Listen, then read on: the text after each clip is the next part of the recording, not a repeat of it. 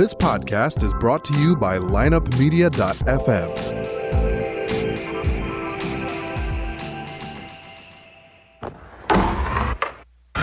Because if you can tell me what your habits are, I can tell you what sort of a person you are. I can tell you what your future looks like. But like I always say, life is 10% what happens to you, it's 90% what you do about it. The people who are most effective in the workplace believe that their future is going to be bigger than their past. When people don't believe that their future is going to be bigger than their past, they begin to disengage. You're listening to The Circuit of Success, a podcast dedicated to helping you achieve success in every facet of life. Only on the lineupmedia.fm podcast network. Now, your host, Brett Gilliland.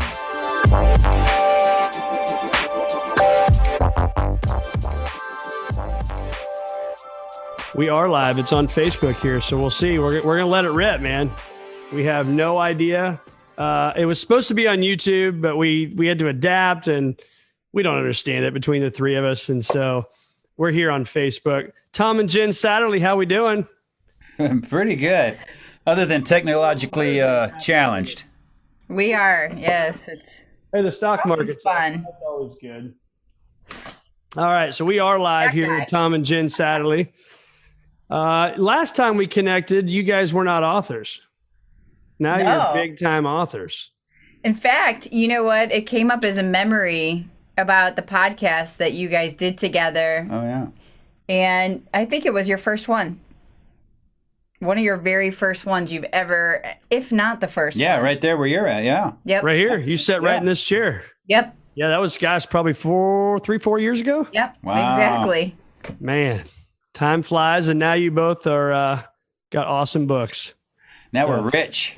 Now you're rich. You're author rich, right? As they say, you're author rich. Well, Tom and Jen Satterly are here. They are the authors of Arsenal of Hope and All Secure. You've got an amazing foundation called All Secure Foundation. You guys are doing incredible work all over the country, and just been fun watching you over these last 3 or 4 years and what you're doing. So maybe for the people that are tuning in here, and why don't you give us a little lay of the land, a little backstory behind your guys' lives, and what's kind of brought you together, but also what you're doing and impacting so many people. Yeah, you want to go? Me go? I'll go, All sure, because then I'll brag on you if first. I stall long enough, she goes first. That's right. See how this works. So Tom served, and you could go back to Brett's podcast and listen to the full story and more of where he was, his career, that kind of awesome guy, cool guy stuff. But he was in Delta Force for 20 years, very long time. His first combat mission was portrayed in Black Hawk Down, so the Battle of Mogadishu. Then he went on to do other things like capture world leaders and, hostage rescues, like average stuff, Saddam Hussein, people like that. So very big military career, and then really tough time in transition in life after, which is where I came in. Yeah. After service. So, yeah, Jen, when I met Jen, I was probably the worst guy on the planet. I was probably the meanest, angriest, self-loathing, I felt sorry for myself kind of guy. And we met at the worst possible time. So we probably had the worst part of our relationship and got it out of the way up front. Some relationships kind of, hey, it's great. And then, we started off at flipped it. Yeah. Bedrock level and deeper, because that's where I was, and she had to pull me out of that hole. And she came from a world right here in St. Louis. The art world, right? That's right. I used to joke about crap like that, making macaroni art and make fun of people in the art world. And because one, we don't understand it, and two, we don't know anything about it, and it scares us. So when I met her, it was one of those, whatever, and she didn't know anything about me either. And we quickly found out that those stereotypes that we've been told about over and over and over and over on this planet that really shouldn't exist were fake, right? That what she thought about me and what I thought about her and people like her, and what she thought about people like me was completely false. And man, what a hurricane that was formed when we met. And it was a good time, but it was a horrible place in my life, and I probably nearly drug her in with me. I mean, she had her own stuff to deal with, but man, she pulled me out of that hole like the strongest person on this planet. And we're talking a hole, like, just so to paint a picture here, I know you're a pretty transparent person, so, but we're talking a hole like as in like close to suicide. Yeah, like gun on your lap type stuff. I was gonna start my pistol in my car, and I mean, I had it out and loaded and ready to go. And she noticed I was off on that day, what, 7 years ago? Maybe 6, 7 years ago. I knew it. I'm going to kill myself. I mean, I knew it. It was a 2-minute drive, a 2-minute decision. I was saddened. I was shamed and depressed and tired of making excuses. And I was tired of trying, I guess. You know, if I look back now, I was tired of trying. You're just tapping out. No, I don't think I even tried back then. I was tired of screwing up. I was tired of being embarrassed of myself. And so the easiest way was to not be around. And in that 2-minute drive of that day of, what am I doing? This is a crappy job. This is ridiculous. And she noticed, and my 2 friends got out to go drink again. Normally I would have, filed on with them. And she noticed, and she stopped it. And that's kind of what turned my life around. I realized how easy it was to help people, right?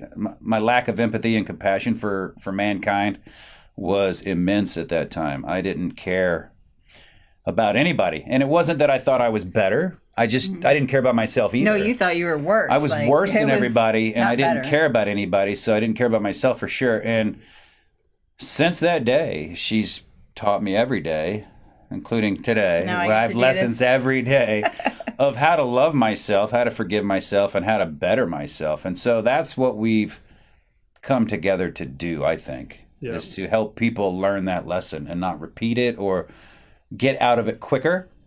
Yeah, quicker. Sometimes you can't stop people, but you can pull them out quick. Yeah, no, you're right. But you got to be aware of it, right? You got to know what's going on. But sometimes you don't even see it. I mean, I know it happens, unfortunately, more than we wish it would, right? But you always hear from people like, "Oh my gosh, I didn't even see it. I never thought they would do that," right?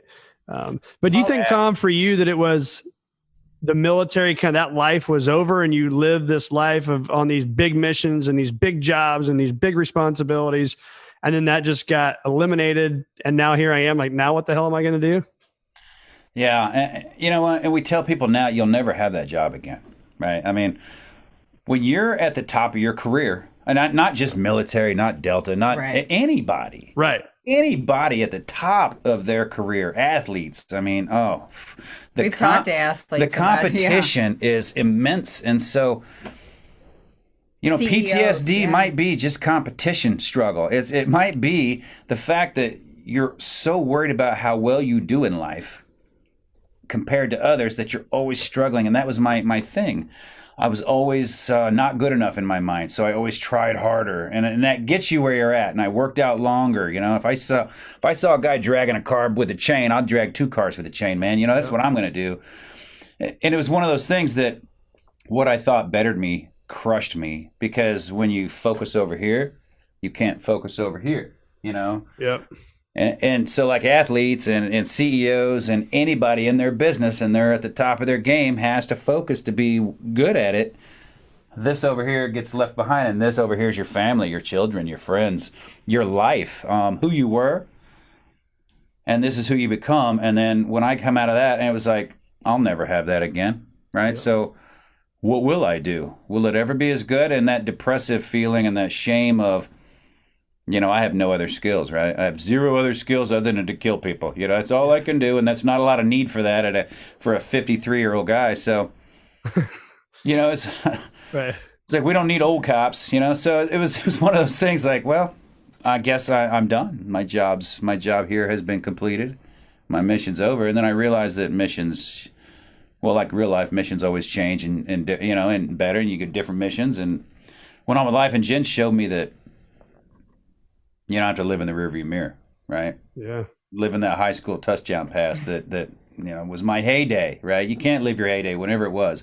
You can't live it. You got to go on and make another one. True. So Jim, did you already have a crush on this guy? I guess he'd be to your right. Did you already have a crush on him when this was going down, or was it like you started to help him and then you fell in love with him? I'm so People smooth. are- And I'm making sure I got the live thing up here. If I'm looking at my phone, that's what I'm trying to make sure we've got all that. So Anybody there? right. I don't even know how to pull it up. That's how good I am on social media stuff. Oh God, I'm an F.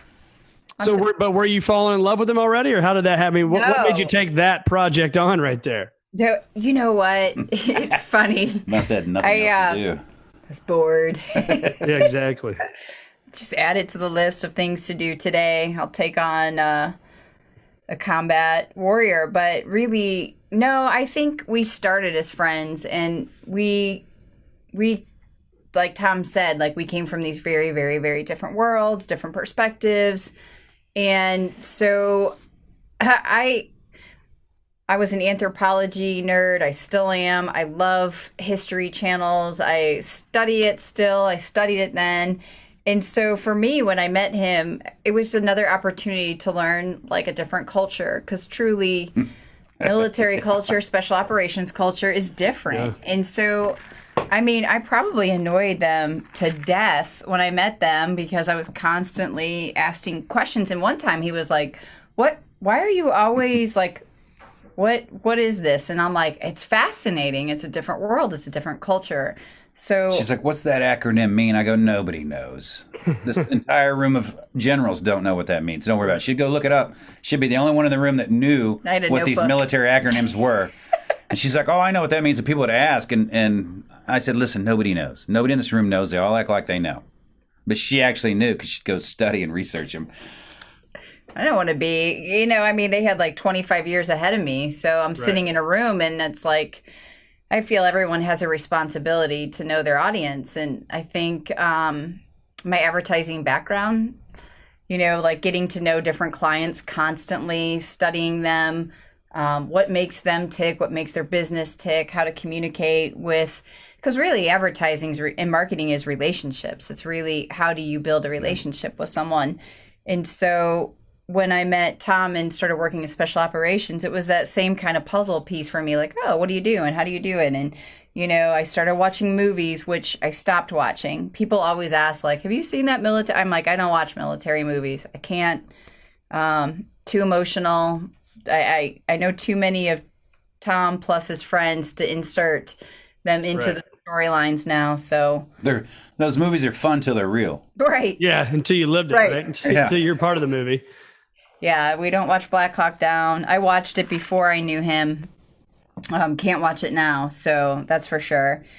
And I don't even know where I was going with this, so I'll just turn. Well, that's all right. So you wrote a book, Jen, Arsenal of Hope, and I know the subtitle. I wrote this down. Says, let's say here, tactics for taking on PTSD together. Yes. So I think that's so important. I mean, there's so much to that title, right? Is together. And here you are. There it is right there. You can get it anywhere you can get books. Upside down book. I'm fired. But what made you write? And I know that, with my Cardinal hat back here, Tony La Russa, he was kind of the one that motivated you maybe to write the book. Is that not true? He did. We, September 19, we were introduced and had breakfast.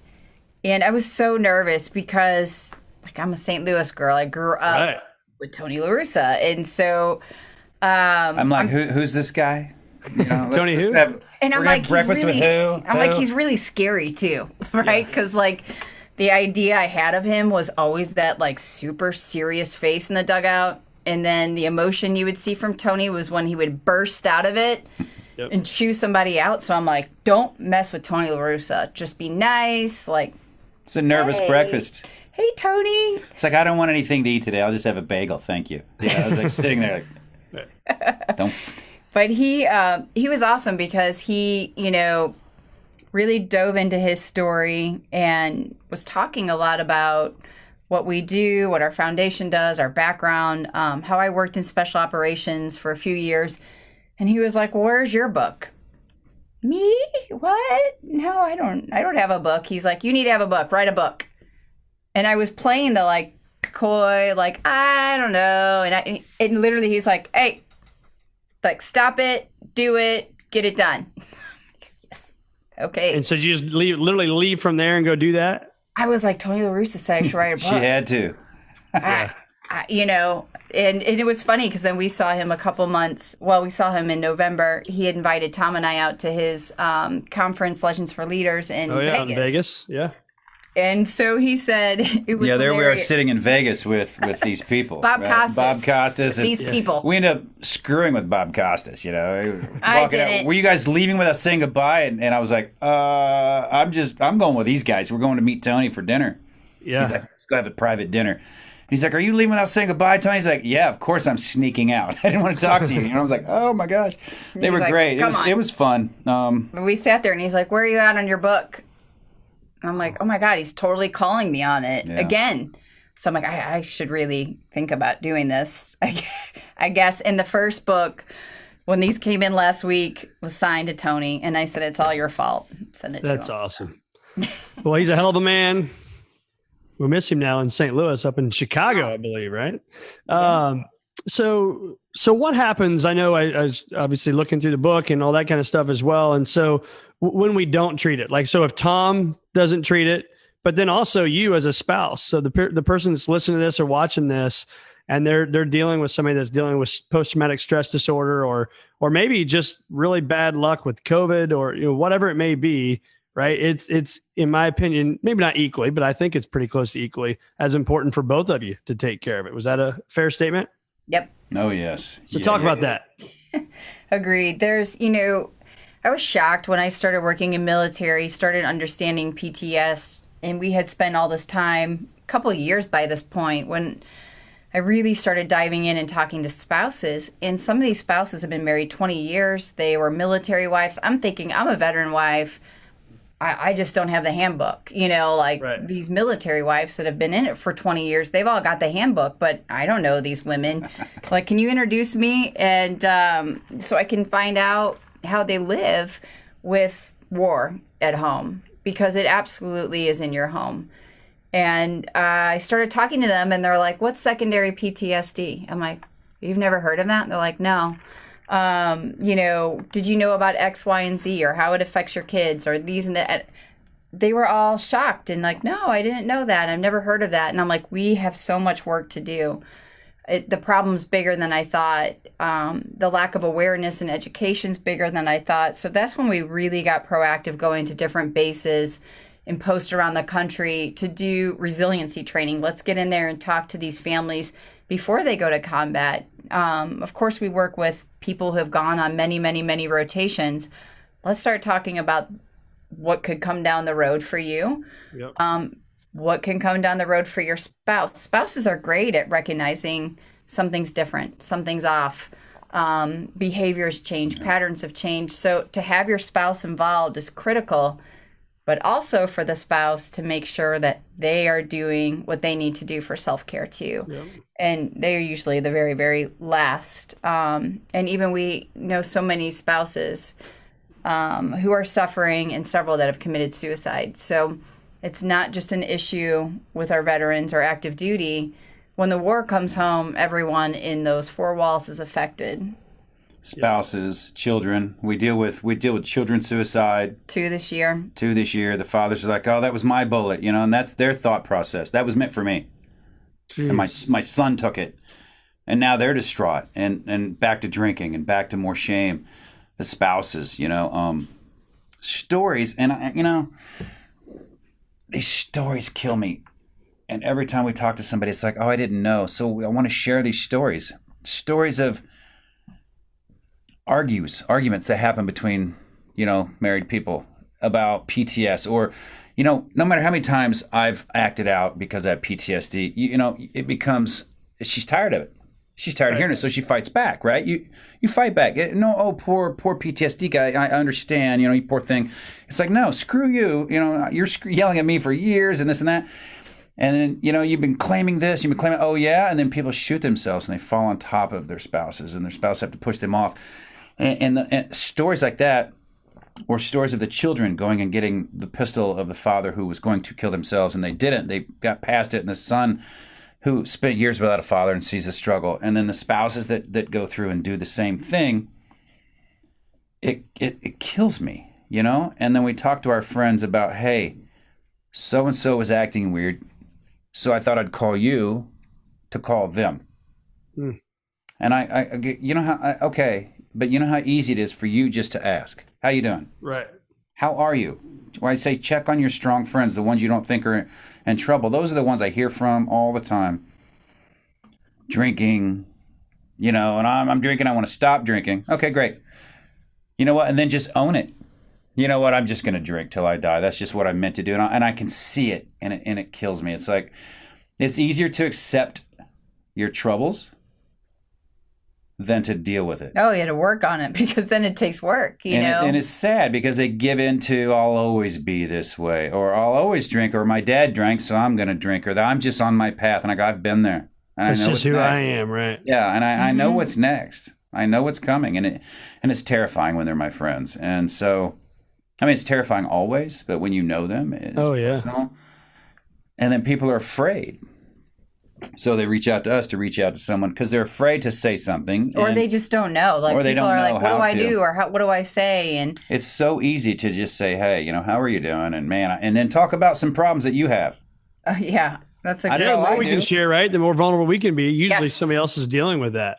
Absolutely. Yeah. First Yeah. on the dance floor, showing people that it's okay, and then they come out and join and start That's dancing. right. That's right.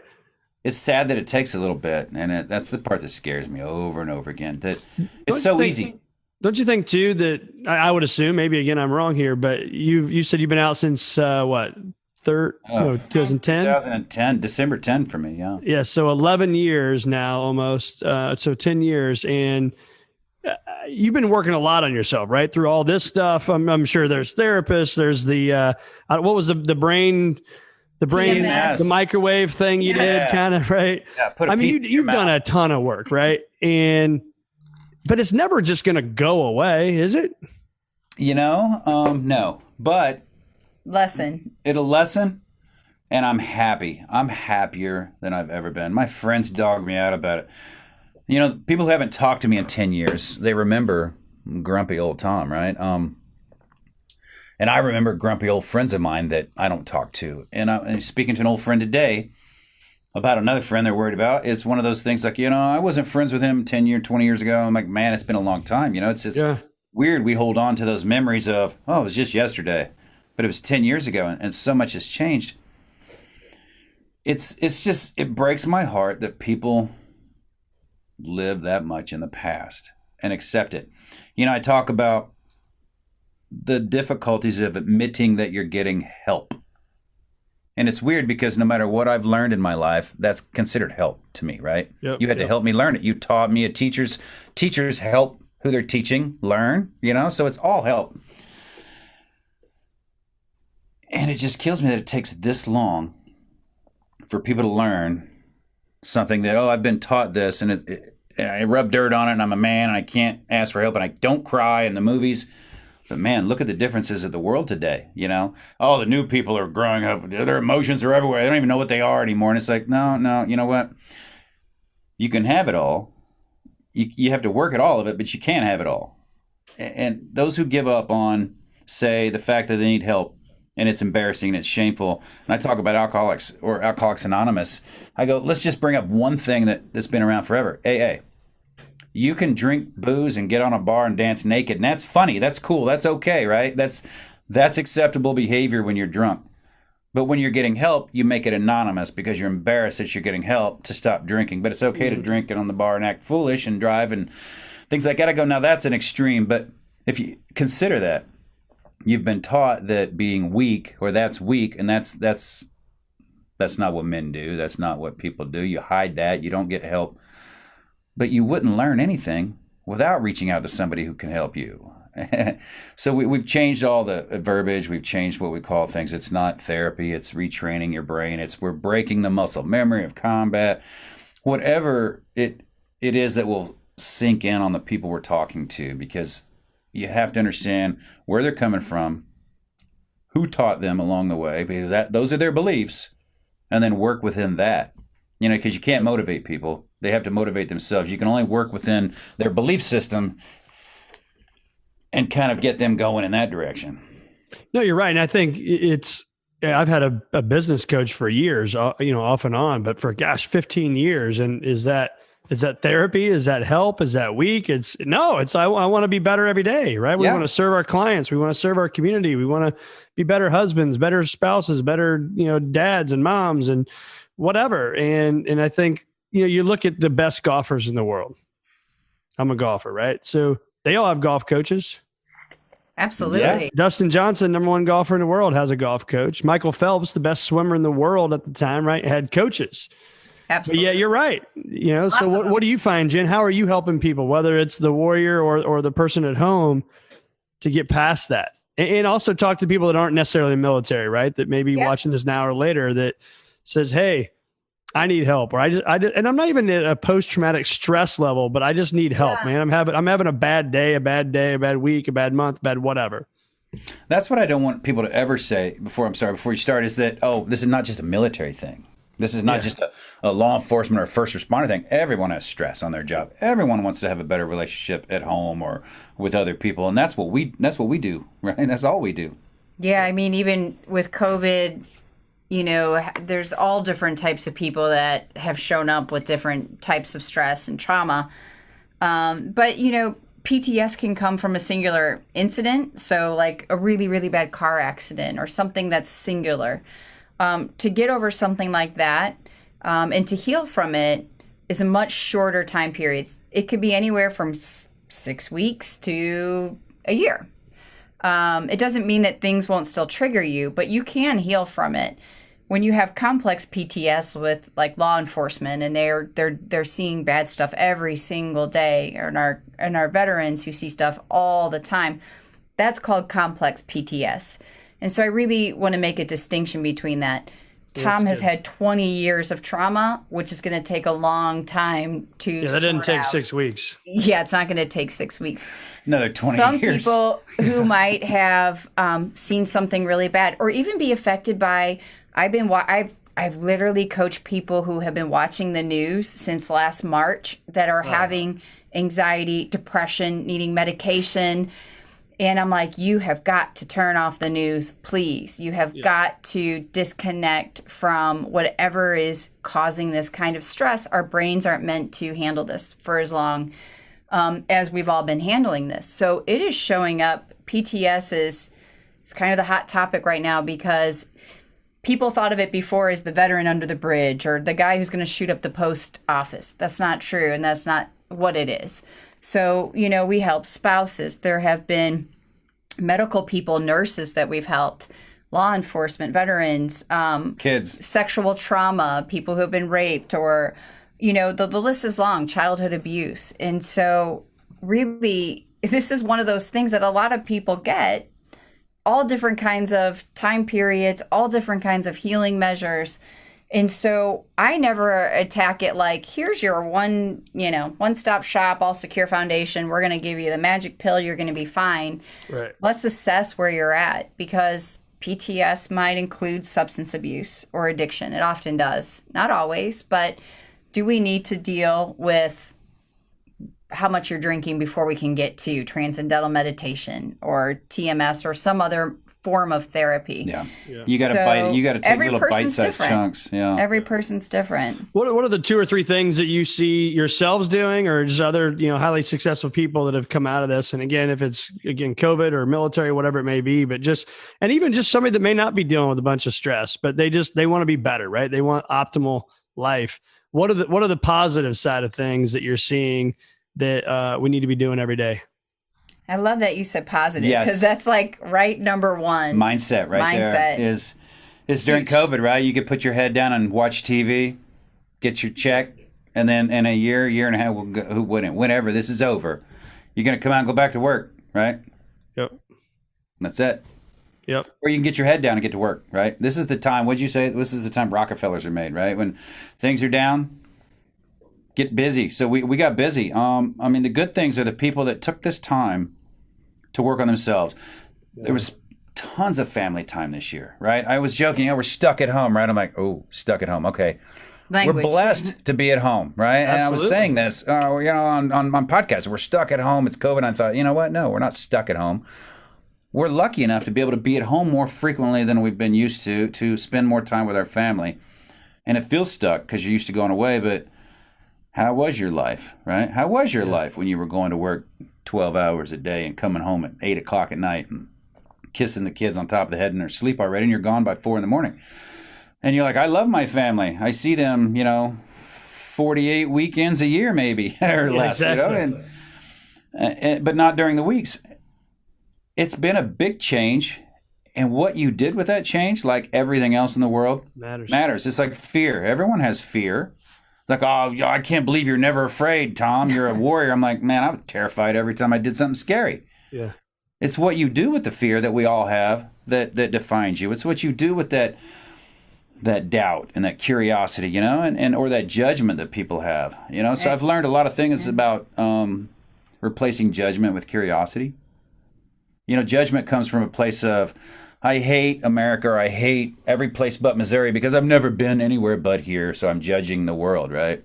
The more traveled you are, the more you've seen, the more you've experienced, the less you judge, and the more curious you are. Oh, things are different, they're almost the same, and I thought they were so different. But understanding, right? Getting to know people and having that conversation, that's when you realize that, I don't know everything, right? So I'm more curious than judgmental. And those people who have been more curious this year have expanded and grown. And I would say positivity too, because really the neurons and the connections, all about this. If you choose a negative path, or something maybe has put you in a negative path, your brain starts to rewire and it starts to notice that pattern. And therefore, subconsciously, you're not sitting around going, I'm going to take a negative approach to life. But that's what happens. Yeah. And so when Tom really... everything when I met him, it was hypercritical. Everything was negative. And I was like, of course you're going to see the worst in humanity. Of course you're going to see the worst in the world and people, because it's all you're looking for. As soon as you start looking at the positive and the good, then you're going to see that. And so really, and that takes time. People are like, well, I tried it for a day and then something crappy happened. And so now I'm back. Yeah, but when you're looking over your shoulder for somebody to kill you for 20 years, you kind of lack trust in people maybe. Yeah. Yeah. And that's where the curiosity comes in, because it's easy to judge, say, law enforcement. Yeah. They're grumpy. They hate people. They're very private. Of course they are, and I get for law enforcement calls all the time. I'm not like you and I didn't go to combat like you. And I go, stop. Consider this. We always put other people on a pedestal. We always put ourselves down. But consider this. You live in your combat zone. I got to come home. Your enemy is your family, is the people that you live within. Right. My enemy was over there. Yep. So, yeah, it was hard and difficult, blah, blah, blah. But I got to come home and be at home. That's a good point. Your combat zone is here. You live in it. You probably sit with your back to a corner with your family at restaurants in case somebody you arrested comes in. Your enemy is everyone. That is the definition of PTS and stress. I don't know why law enforcement is so hard to reach. It's because they don't understand what they're going through. They haven't stopped to consider it. And when we tell them, they're like, oh, well, yeah, you see the scum of the earth daily. You'll be jaded. Yep. You see your own people doing horrible things to their own families. You'll be jaded. You'll start to think everyone does that. We all do. And it's a survival mechanism that we use to get out of that. When you do it for 20 years, for me, I'm home. For law enforcement, they're still in their combat zone, right? Unless they move to another town because their combat zone is here. Yeah, you're right. So they have a lot to consider. And they don't consider it. So that self-awareness really helps people with, where does your anger come from? Where does your shame, your hate, your judgment come from? And when you stop long enough to consider that and start to think of, why am I the way I am? Then you start to really learn a lot about yourself. So what are you most excited about when you think about the world opening back up and maybe you can go out and shake hands and give a hug and not wear a mask? What are you two most excited about right now? All of that. Not wearing a mask, giving a hug, and going to buy. I had lunch today in a restaurant. Here in Illinois, I haven't eaten in a restaurant, it seems like, in 3 months. It was weird. We're like, what is this? Somebody's coming to wait on us and they're taking our dirty plates away. And this is pretty cool. Yeah, and even that, we talk about that change will be weird. It's been a year. So that going back to normal. Even Claudia said it today. That will be weird for people. Yeah. My daughter's 14 and she goes, Mom, I think we're going to wear masks for the rest of the year. And she's in 8th grade. And I said, yeah, probably. I don't know, but it seems like that's likely. And she goes, I want to wear it. And I said, what? And she goes, I've been wearing it since 7th grade. She goes, I think it'd be weird to go to school without it. I'm like, what? Maybe wear 2 masks. Yeah, no, you're right. So I don't know. I mean, I think the world is shifting and changing, and we're going to have to adjust, coming back into it. But I'm a hugger. I love people. I'm like the introvert extrovert. Like, I love my me time, but when I'm with people, I'm like, hi, yay, yay, yay. And I'm still going up to people. I saw Mark Bullock the other day, who used to work in your building, and I'm like, hi. Wait, we can't do that anymore. I know. We're in a restaurant. What do we do? We need to go see Mark and get some of his wine. Yes, we did for his birthday. And so I can't wait for that interpersonal connection again. I like to see people smile in their faces. I feel like I used to be the girl at Target that like smile at people when you would go by. And I'm like, nobody looks at each other anymore. Nobody... is reacting and acting. It's that syndrome of when we used to put on protective masks in the military, right? Put on your pro mask, there's going to be gas. As soon as you do, everything goes right here. And your head goes down. You literally have to force yourself to look to get the awareness, and you have to talk, and it's so hard to talk. And you're like, what? And you're like, I'm just not going to talk. After a year of that, people just walk by each other. So it's another change. For those who are young enough that this is now new and normal, it's no longer weird to them, like Claudia. Yeah. The others who fought it the whole time, I'm never wearing a mask, it's fake. And then to those who wore 3 masks, it's the fear of the thing that's driving and the unknown. Yep. It's all going to be changes for everyone else. It'll be changes, and change is what people are afraid of, right? It's what terrifies people. Yeah, and so talk about that for a second. When you say change is what people is afraid of, how do you embrace change? Not very well. I'm the girl that he's like, you love change too much. I'm like, you don't love it enough. So maybe we need to come in the middle. Yeah, we took a lot of evaluations on change because our environment was ever changing, always changing. Your world changed. Like, I don't know if we can talk about it or not, but the big mission, you're on a lot of big missions, but the big one, I think is the big one. Maybe there's, what's that? Saddam one? Yes. Did you say Saddam? Yep. Okay, I was like, I don't know. I paused. I don't know. I'm like, what can we say or not say? So like Saddam Hussein, for example. So that mission changes a lot, I would assume. Over how many years did you chase him? A year and a half, really. I mean, when the war started and they just went to hiding. So walk through that. 2003. What's that? So walk through that. I'm curious, Jen. I know obviously you weren't there riding shotgun with them, but I'm sure you've heard some stories, so chime in as well, and then also talk about how that plays in that post-traumatic stress. That whole we called it chasing Elvis. I mean, honestly, every night was something. Hey, here's a Saddam hit. Here's a Saddam hit. Saddam's here. Saddam's with his family. He's in this town, or somebody that knows where he is here. So it was always something, And then, other than Saddam, you got the deck of cards. Other than him, you got the blacklist. Other than them, you got the other people that just pop up. The foreign fighters that came in. So you got this book, this stack of target possible. So Osama bin Laden, was he even on the list at that time? Like, was he even scary? Not for us. I mean, I think he was over. Nobody knew where he was at the time, unless my timing's all off. I mean, he wasn't. We didn't think in our part of the world, so he wasn't on our list. It was. I think there was another group focused on where he might have been. Yeah.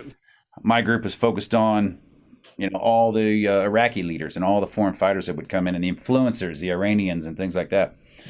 So there's so much more going on that you try to affect that people don't know about, that can shape that battlefield, that can change the way the world views the war, right? So you have people trying to play politics with the soldiers, and you got the soldiers trying to do things to allow politics to happen, right? You got to have that big story to post that pushes people to do different things. But chasing him all the time and then chasing other people it just got to be another who's next. Okay, hey, here's a Saddam hit, and you're like, whatever. You roll up like, whatever.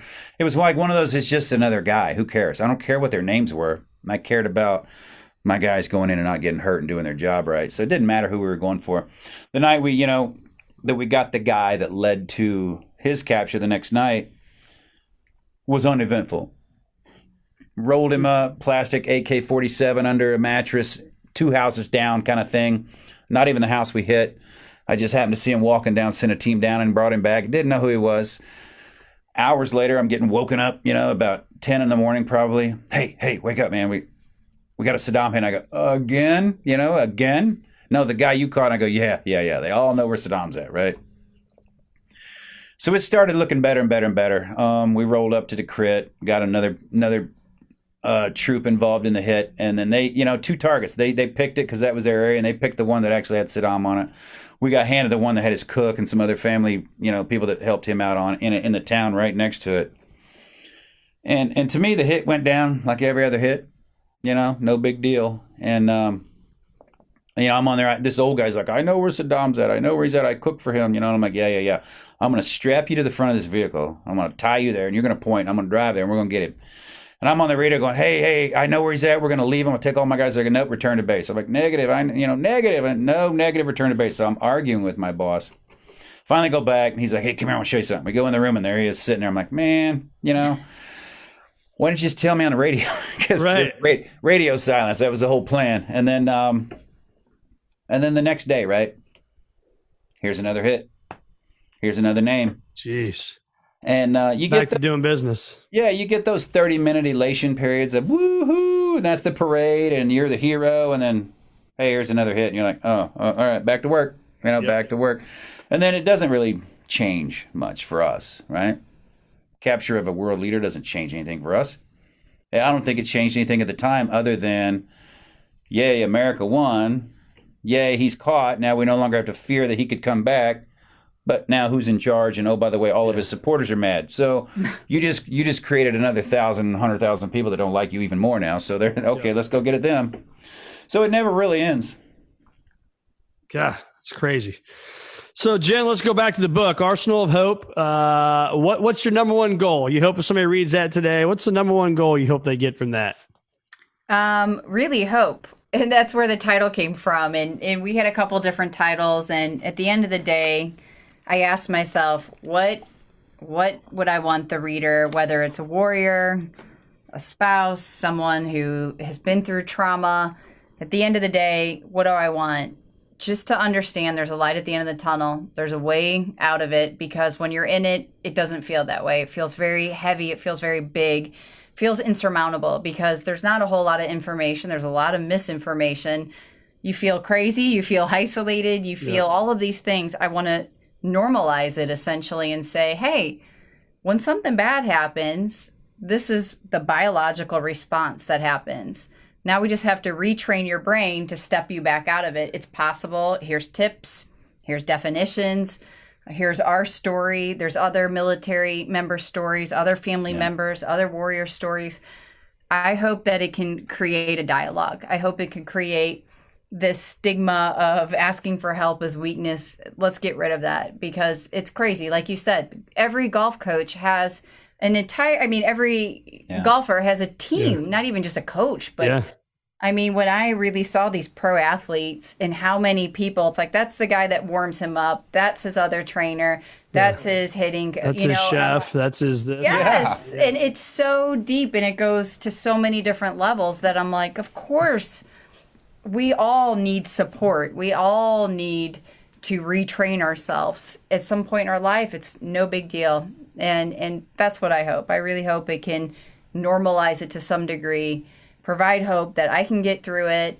And really, it's not insurmountable. You can take little baby steps to get there.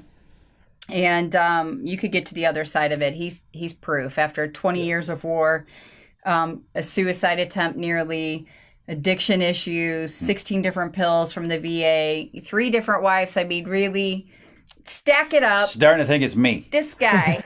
Is there a common denominator here? Maybe it was me. Right. He could do it. But that's funny, but honestly, that's the truth, right? Absolutely. Maybe it was me. It took me that long to realize it was me because I never was looking at me. You know? What do they say when you point your finger? There's 3 more pointing back at you. Yeah, that's right. Yeah, it's like, you may want to pay attention to that. I want to put mirrors up here. I saw a little grade school thing today, a bunch of mirrors on the wall, and it says, who's responsible for your happiness, your laziness, your bad days, your good days? And there's mirrors above all these. Ooh. And these kids walk by and look at it. Yeah, you are. You are. You're responsible. That's strong. So the day you It's die, strong. you're responsible for everything that happens to you, right? Inside. How you feel about everything that happens to you. Yeah. I expect to see mirrors and those words on that wall back there next time. I was thinking about it. That's a weekend project right for you, now. Tom. Or just pictures of me, because I'm strictly responsible. Pictures of me, how great I am. His fault. Well, where do our listeners find more of the Arsenal of Hope? Where can we go? allsecurefoundation.org. So if you buy the book on the All Secure site, his book is there as well. We sign them, we send them, and 100% goes back to the foundation. It's also at Barnes & Noble, Amazon, favorite independent bookstores that I love. So big guys, small guys, and then us guys. And the big guys are the ones that was it Simon & Schuster, right? Yeah. Yes. Yeah. That's a big time publisher. They were really good to me. Not a lot of people do that on their first book. I know. I had and you know, my co-writer, Holly Lawrence, she became a friend very quickly. We laughed so hard. I would get off the phone and I'm like, oh, my cheeks hurt. And thank God for her, because there were days where I'm like, Holly, and she goes, I know. I just read the chapter you sent over. This is really vulnerable. This is really heartbreaking. Yeah. Like, let's just take a day with it, you know? And so she was really compassionate with the material. I would give her, 10 chapters worth of stuff. She would combine it into one. I'm like, you're magical. We're going the wrong way. We need more chapters. Wait a second. You're magical. So she really was phenomenal partner. And yeah, I mean, my agent was his agent, and he said, they're looking for special operation, like females in that world. And I'm hearing from all these big publishers are looking for a story. I'm like, that's not me. I didn't serve in special operations. And, he's like, close enough. And I'm like, don't ever mix that, Right. I didn't do this. I was a contractor. Stolen valor. I knew it. Yeah, That's what well, I knew the whole time. I put on your jacket. I read this Satterly. book. I read this probably. I mean, I read it to obviously help her out and to make sure she didn't write bad things about me. But it's all bad about me. But so that didn't work out. I probably read it 7 times. I cried every time. I learned something every time. It's not just for spouses. It's honestly. And I joke and I say, you study the enemy before you go on hits, right? You won't study your own spouse and understand what makes her tick and what works and what doesn't work, right? We study everything that matters, but our relationships we just fall into. They're just there. They'll always be there, right? And then we wonder, why did he cheat? Why did she cheat? Why are they divorcing? Well, did you flirt? Did you date? Did you pay attention to each other? Because if somebody does, that's where attention is, and we all need that attention. We need that love. Yeah. And I think this book really brings out the fact that togetherness, that family, that hope, that love is what saves us. Yep. It's what always saves us. And this book is for the pipe hitting commandos that are the strongest in the world. Tell me, we've helped them. And they, I don't know, I'll talk to your therapist. I'll go ahead and do that. Yes. And then 45 minutes. Just don't tell anybody. Yeah. They call me back. I don't know what's wrong with her, but I was crying for an hour. I'll call her. I got another appointment next week. I'm like, good. Yeah, she's pretty cool. Later. And they hang up. Yeah. I'm going to go chew nails. Yeah. These guys I'm going to have to go eat a chainsaw now, but I'll be back. But they love it and they need it. Right. So I don't care who you are. Call me. Text me, email me, tell me how tough you are and how you don't need this, right? Yeah. I'll prove you wrong every time. I love it. Well, you guys are doing amazing work. I mean, for just so cool to watch what you've done over the last 3 or 4 years, and how it's like, yeah, I guess I'll come on this guy I don't know's podcast 4 years ago. And now here we are. We've got a great friendship, and you guys are amazing, and you're helping so many people. And one of these days, you probably won't even take my call. You're just gonna be like, "Who's that guy?" Right. And you're doing big things. There's movies, there's books, there's all sorts of stuff. So, love you guys, and it's been awesome having you. Where do we find you on Instagram, or where's your go-to social media platform? Facebook, Instagram. We're All Secure Foundation on both. Okay, Yeah. You can find them on there. We'll put it down in the show notes as well. So, Well, thanks for joining me. I know we were supposed to be on YouTube, but we went to Facebook. We adapted, right? That's right. It's like we've all had to pivot. If you can't keep up with us, we're sorry. That's right. Now I'm gonna see if I can end a Facebook Live. Let's see what happens here. Hang on.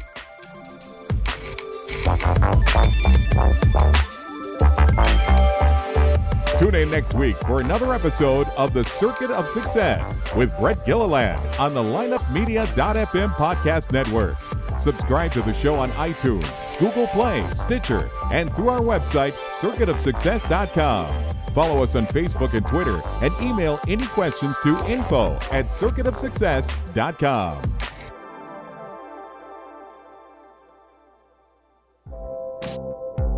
This podcast was a presentation of lineupmedia.fm.